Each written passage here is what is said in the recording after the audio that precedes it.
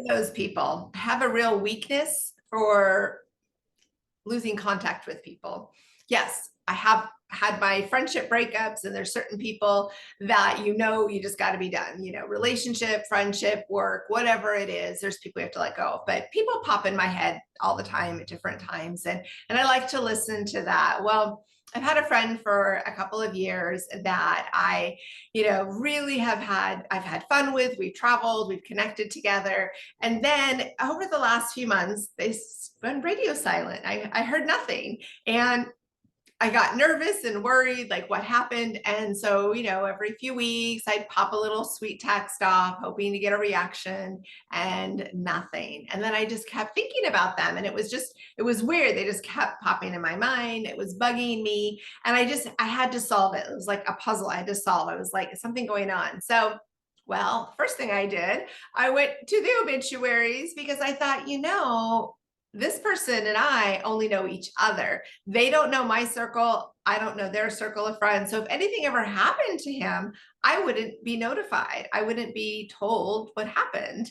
And this actually happened to another friend of mine I met many, many years ago. We've kept in touch over the years when I was traveling, and I knew he had been sick, and life was getting harder for him.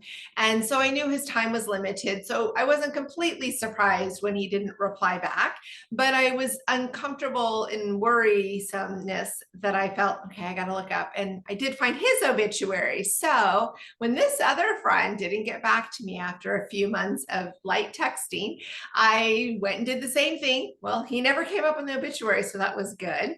So then I decided the next ulterior motive. So if any of you have been raised Catholic, you know the concept of Catholic guilt. And so I went and I made a batch of chocolate chip cookies, yummy chocolate chip cookies. And I figured I'll mail some cookies.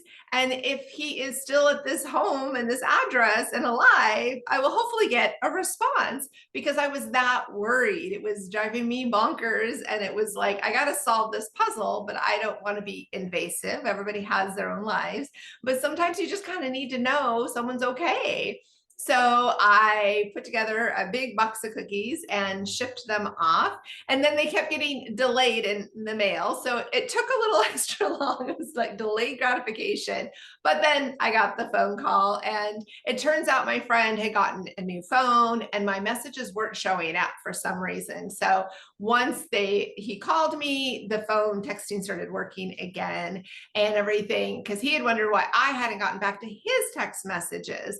So I felt so much relief. It was just bothering me that something had happened. So, sometimes a little chocolate chip cookies with a slice of Catholic guilt is a good thing. And he's Catholic too, or was raised Catholic. So I was able to at least make sure that he received the message, that I was concerned. I just wanted to make sure he was okay. And he just was busy with life.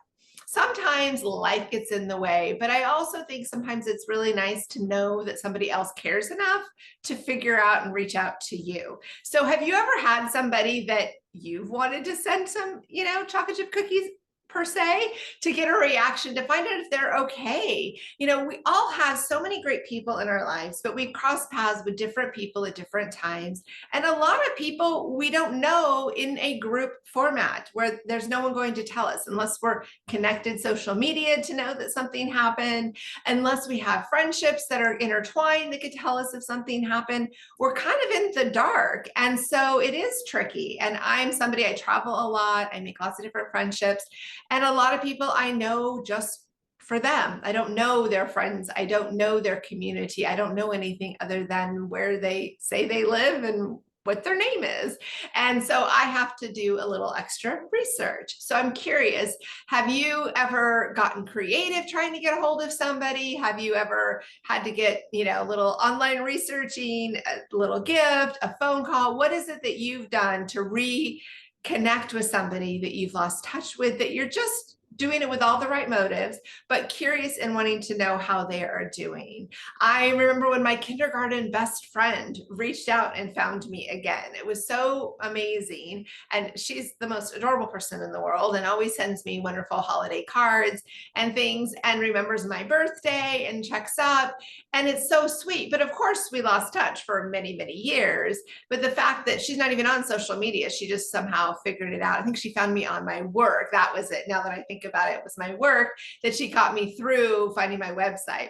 So sometimes we just have to reach out to people and see. So I'm curious, do you have anybody on your mind that you've been wondering about, but you just really don't know where they are in the world, and you'd be curious to find out that information? Or are you getting ready to do a little something in the mail that might get a reaction? So I want you to comment below, like, and subscribe. I'm always curious what other people are doing in making their connections, nurturing friendships, keeping in touch with the people that matter in your life. So tell me about any of your stories about lost friendships and how you reignited, or who you would like to reconnect with. Who is on your mind? Who is just ticking away in the thoughts? Because I'm a big believer that our thoughts transmit, and that when we're thinking about somebody a lot, chances are something's happening in their lives that's big, or they are also thinking of us in return.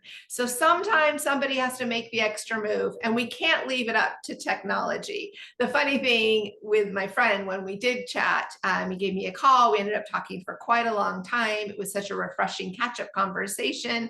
And then in the end of the conversation, he laughed and said, you know, it's pretty funny how it took snail mail to actually reconnect us again. And it's true. Sometimes we got to go old school. We got to go back to the basics.